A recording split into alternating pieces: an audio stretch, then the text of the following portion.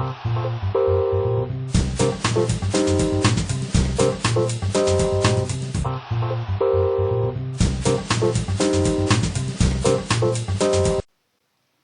à tous et bienvenue sur votre assistante. Aujourd'hui, nous allons découvrir comment faire un habillage de texte avec Illustrator CS6. L'habillage de texte consiste à placer du texte autour de différents objets se trouvant sur votre document, le texte épousant le contour de l'objet.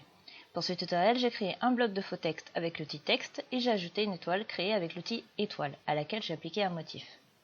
Pour habiller un texte, il faut toujours que l'objet, donc dans mon cas l'étoile, soit en premier dans l'ordre des plans. Il ne doit pas forcément se trouver au premier plan si vous avez plusieurs éléments sur votre calque, mais le texte à habiller et l'image doivent être sur le même calque et l'image par-dessus le texte. Le texte doit également avoir été saisi dans une zone de texte, c'est-à-dire qu'il doit être captif. Donc un texte captif, donc vous dessinez votre zone de texte et vous saisissez votre texte. Donc ça, l'habillage fonctionnera. Maintenant, si vous faites ça, on ne pourra pas l'habiller. Voilà. Alors, pour habiller votre texte, il suffit simplement donc de sélectionner votre image avec l'outil de sélection, d'aller dans le menu Objet, Habillage de texte, Créer. Voilà, ça se fait automatiquement. Maintenant, si votre texte vous le placez au premier plan, ça ne fonctionne plus. Donc, j'annule. Je resélectionne mon étoile. Donc là, l'habillage par défaut est de 6 points. Je peux le modifier en allant dans Objet, Habillage de texte, Option d'habillage de texte.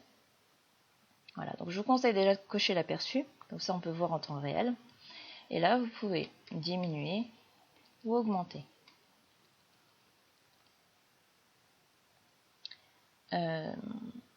Donc, plus le décalage sera important, plus votre texte sera éloigné de votre image. Et en cochant inverser l'habillage, votre texte entrera dans la forme.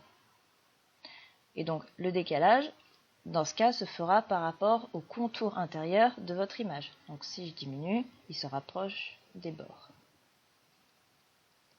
Et inversement. On peut également, alors on va déjà annuler ça, ok. Donc là on valide. On peut également ajouter d'autres images.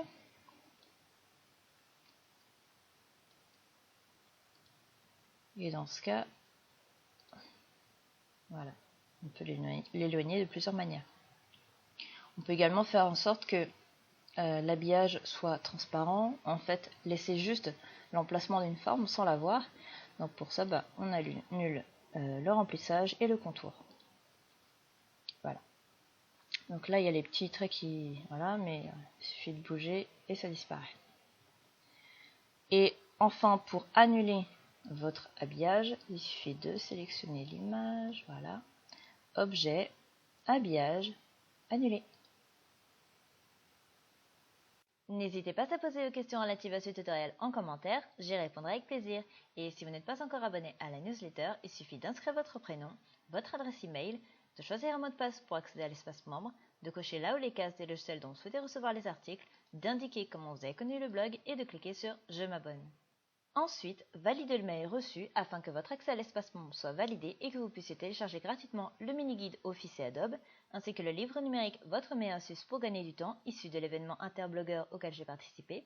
Vous recevrez également tous les futurs articles du blog, s'ils correspondent à vos choix. À bientôt sur votre assistante.